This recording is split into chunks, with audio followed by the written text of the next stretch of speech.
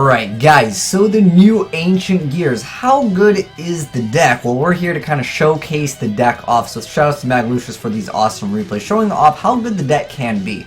Now, the deck is relatively straightforward. It's bring out big beaters and hope your opponent doesn't have a response to them. Now, a lot of the cards actually make it so your opponent can't really do anything. So, if you're a fan of the decks where it's like, literally, your opponent cannot do anything, you might like this deck, and that's just the way that this deck plays. And it's relatively fast too. Like, the deck has a lot of consistency simply because there's so much draw power. You can run trade-ins. Now, the one downside to this deck though is it doesn't put up a threat to your opponent, but more than likely you're going to game your opponent. You can see over here he almost gamed his opponent.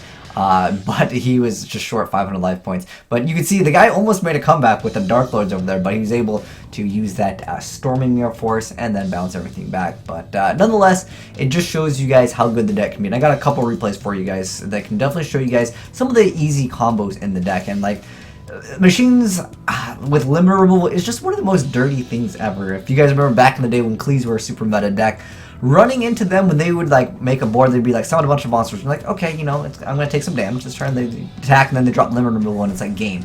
But let's go ahead and kind of go over the cards now that you guys have seen a little bit of them.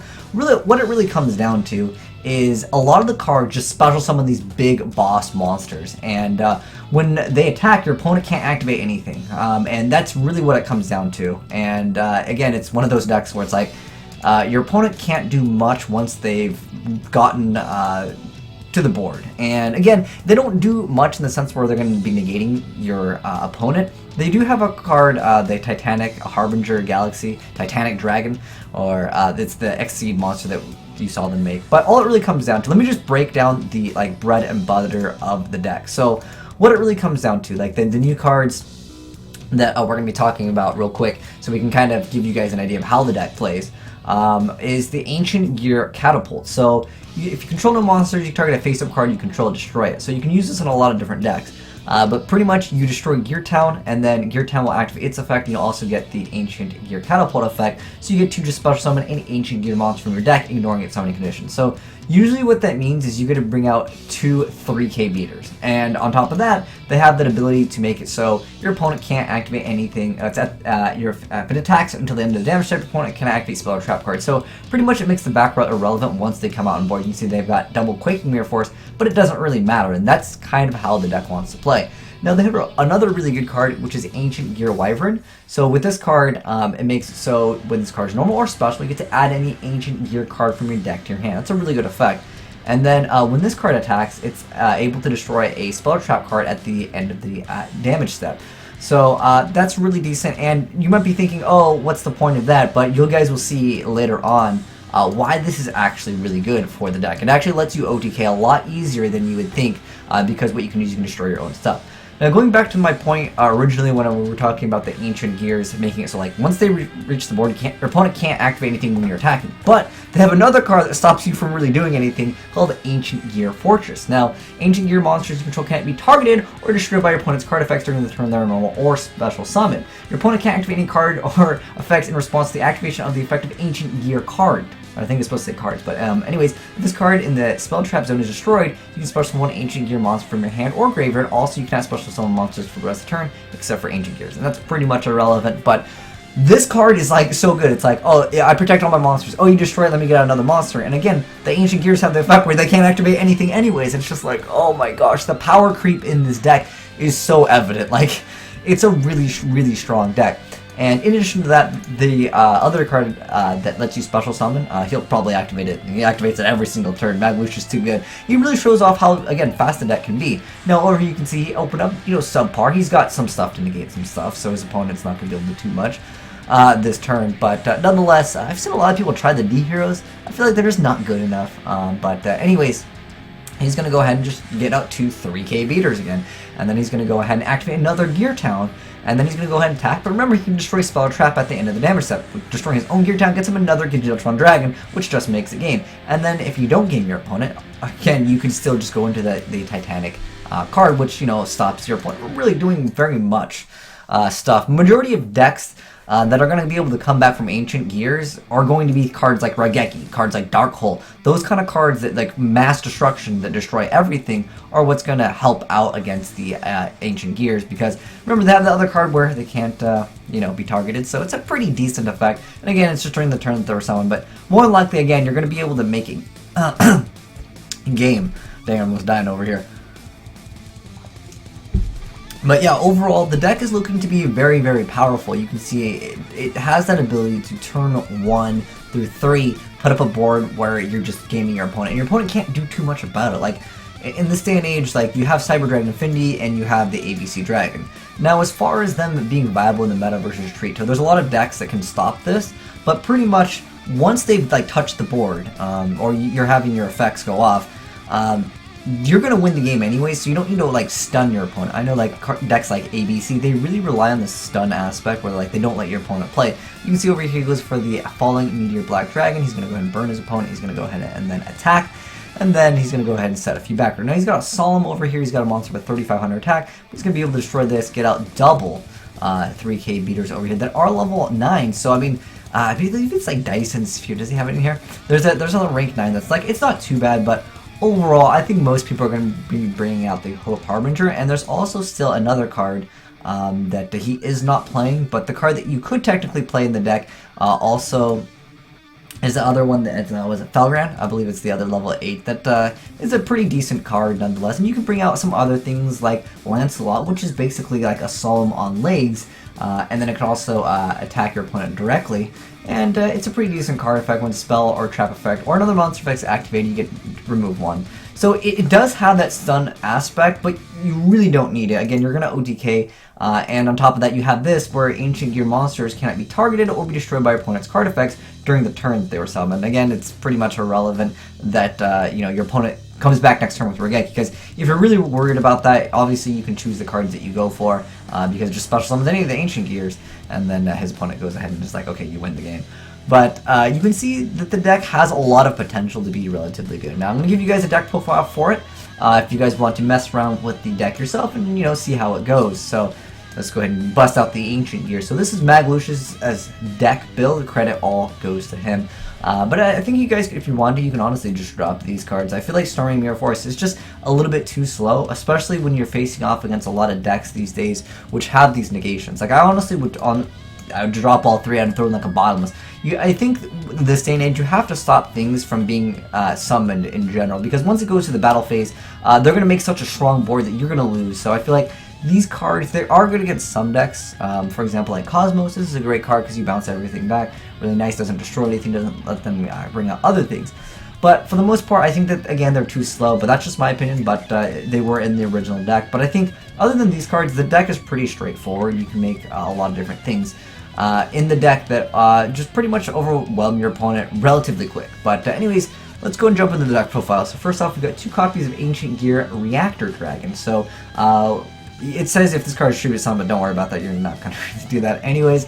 But it does do piercing damage if you do it, but if you tribute summon it by tributing against a gadget monster, it can make it a second attack. So like, yeah, you could do it, but more than likely, again, you're not really going to do it. I mean, yeah, there are times where it's viable, but again, for the most part, it's not going to be something that you're going to try to tribute summon anyways. And then we have 2 copies of the Ancient Gear Golem. So if it attacks a defensive position, you get to do piercing, and then again, your opponent cannot activate any spell or trap card until the end of the damage step. But it's also level 8, so it's another trade-in target. Ancient Gear Gajiltron Dragon also has bonus effects, depending on if you're tributing green, red, or the yellow gadget, but we're not running any of those, so those are completely irrelevant. But pretty much, if it attacks, your opponent can't activate any spell or traps until the end of the damage step. The new one is, in my personal opinion, much better, although it's not a trade-in target. So if you guys want to, you could play multiple copies of the Ancient Gear Reactor Dragon. However, if you look at the one of the main cards, you can special summon one of them from your deck. So you can go for whatever one that you want anyways, so it's really advantageous. And then on top of that, you have this over here, which special summons from the hand, or graveyard when it is destroyed. So you have access to like get back your monsters. Heck, you could throw in Call of the Haunted if you really wanted to like go for some other obscure like rank 9s.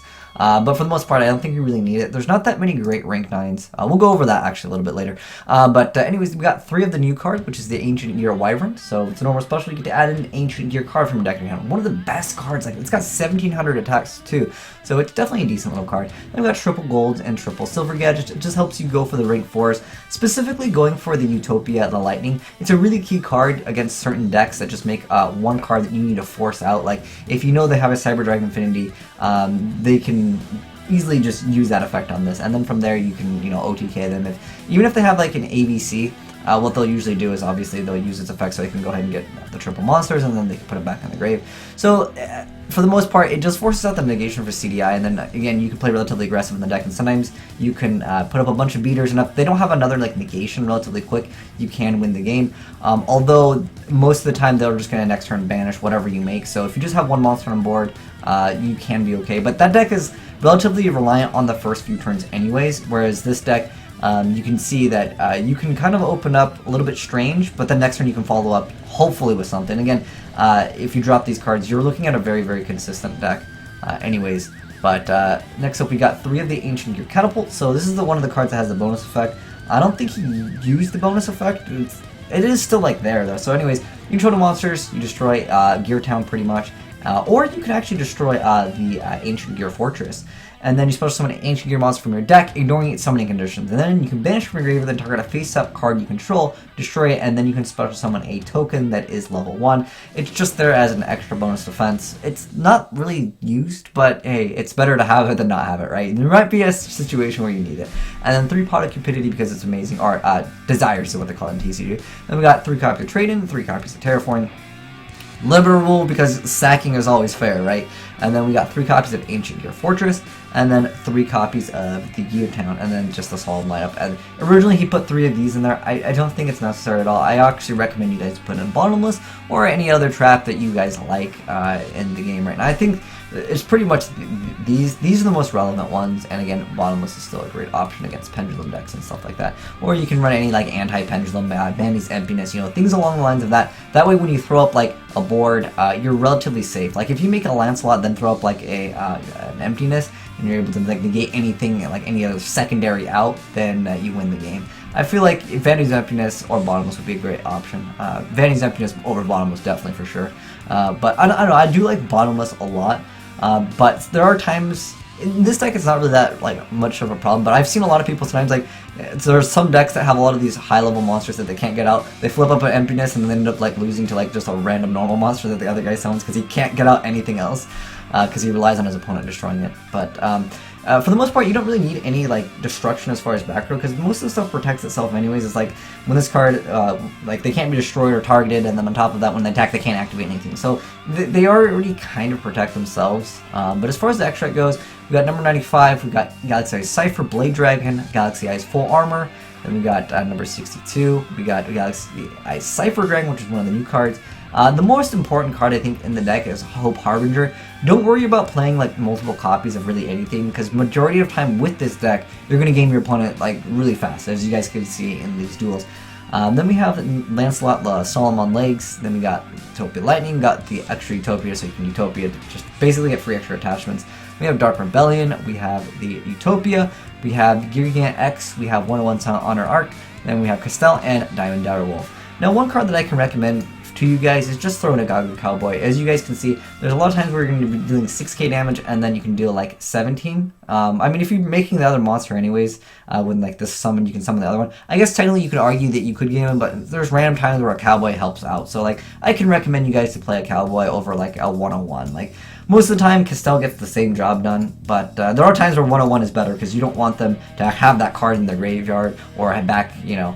I mean, for the most part, it does again the same thing, but this card, it does have that extra 100 damage, which I know it's small, but like there's random times where like that helps out, you know, for a game or something like that. But for the most part, you guys can swap in a lot of stuff in the extra deck. But the most important thing is keep Utopia, keep Lancelot, and then keep the Titanic. More than likely, when you make one of these, you game your opponent next turn because like it stuns them, and this is again one of the only stun cards that you really often make in the deck. So if you really wanted to, you could play 2, but for the most part, you're gonna win at that point, anyways. But hopefully this gives you guys a good idea of what Ancient Gears are. If you guys have any suggestions for other like builds, I would definitely be interested in checking them out. But thanks Maglucious for sending in this deck profile and showing it the deck itself. It's looking to be an okay deck. Let me know, guys, do you think this deck will be meta? I think it has some potential. Like if it gets like a couple more cards, it could be like one of those high tier decks, but it's definitely not a bad deck. Like again, it just depends on, you know, if we get other support, because I know apparently we're going to be getting more fusions for this archetype. I don't know what, but I know that there was a hint towards that they're going to release some fusion, but I'll update you guys on that in the future. But anyways, thanks for watching, guys. If you enjoyed the video, make sure you guys give the like button a titty slap, and I'm signing out.